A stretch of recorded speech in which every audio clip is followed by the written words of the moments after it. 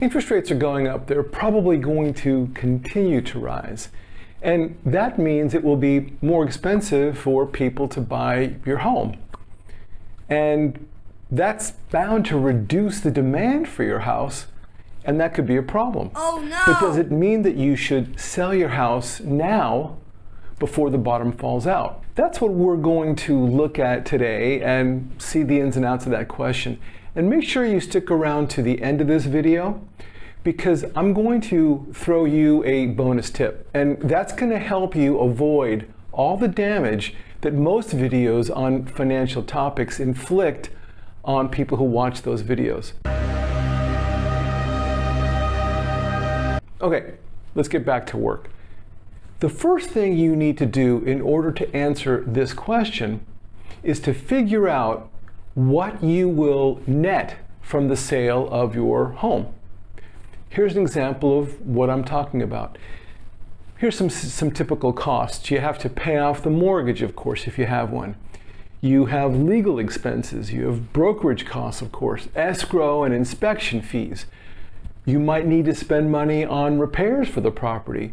Now, depending on these costs, you might net out a lot or very little from the sale of your home. So talk to your broker and get this cost information before you put your home on the market. Very important.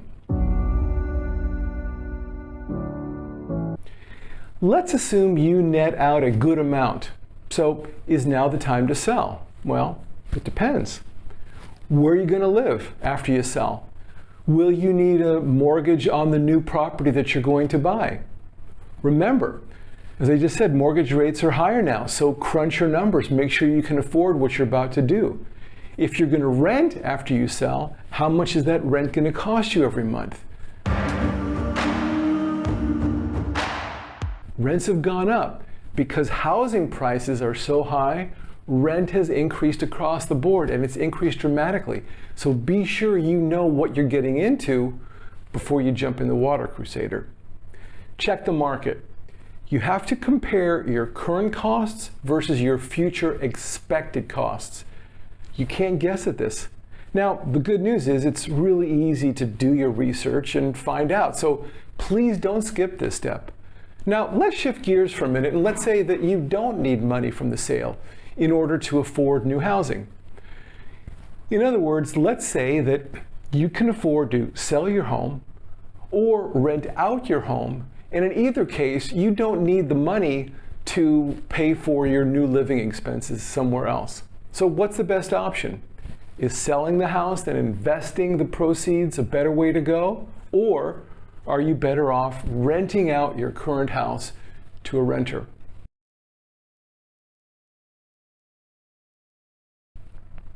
Now, again, you have to look at the numbers. It's very simple. And you have to look at returns and risk.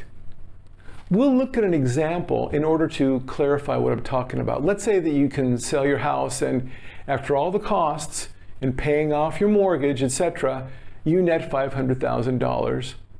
As an alternative, let's say you can keep the house and rent it out. If after all the costs associated with owning and renting out your property, let's say that your net rent is $4,000 a month, that's $48,000 a year, or close to 10% on your property net value, and that's great. But if your rent is only $1,000 a month, that's only $12,000 a year, and that's only 2.4%, which is not very good. So you have to do your research, you have to get your numbers, and you have to do the math. And of course, don't forget that you have to pay taxes on that rental income. And that rent is something that you may not be able to increase every year. You may be limited there.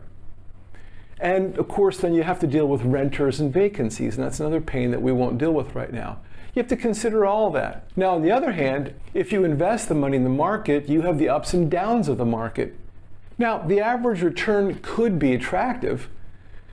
We've seen in previous videos average returns of stocks and bonds, and basically how to create retirement income from stocks and bonds. So if you want to get that information, subscribe and check out those earlier videos.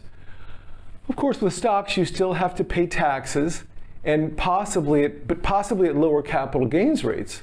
But so you want to talk to your financial advisor or tax advisor before making any decisions. Personally, if I was faced with the decision of selling my house and investing the money or renting it out, I might keep the property if it was in a good area, and I might rent it out if my return was greater than 6%.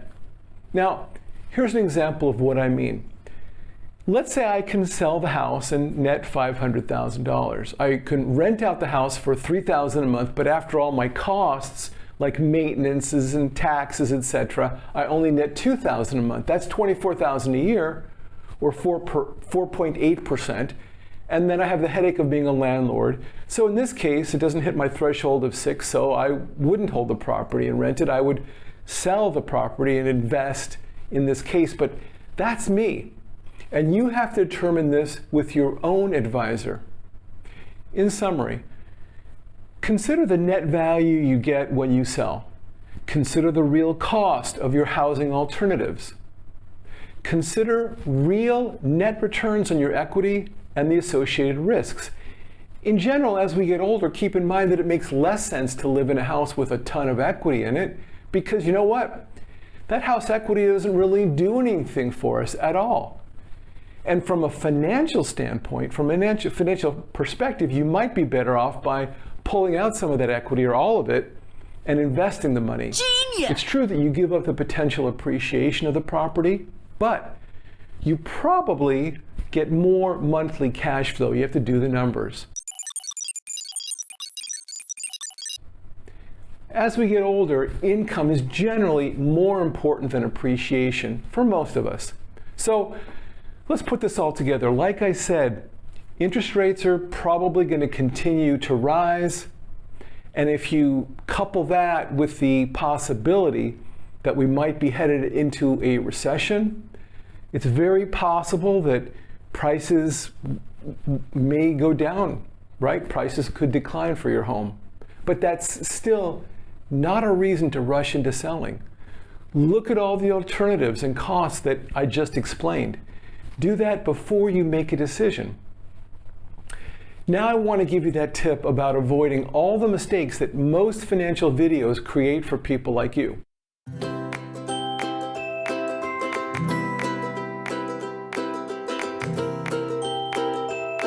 You can see by this discussion that there's really no one-size-fits-all answer. It depends on your particular situation and your goals and your needs. Don't make a decision based on some internet maven giving blanket advice to everybody. It's cheap, but it's worthless and possibly dangerous. It could be much better for you to maybe pay your advisor a couple $100 if you have to, and consult an expert you trust before making these important decisions. Now, we're here to provide the ideas, but you need to check them out, and you need to check them out thoroughly.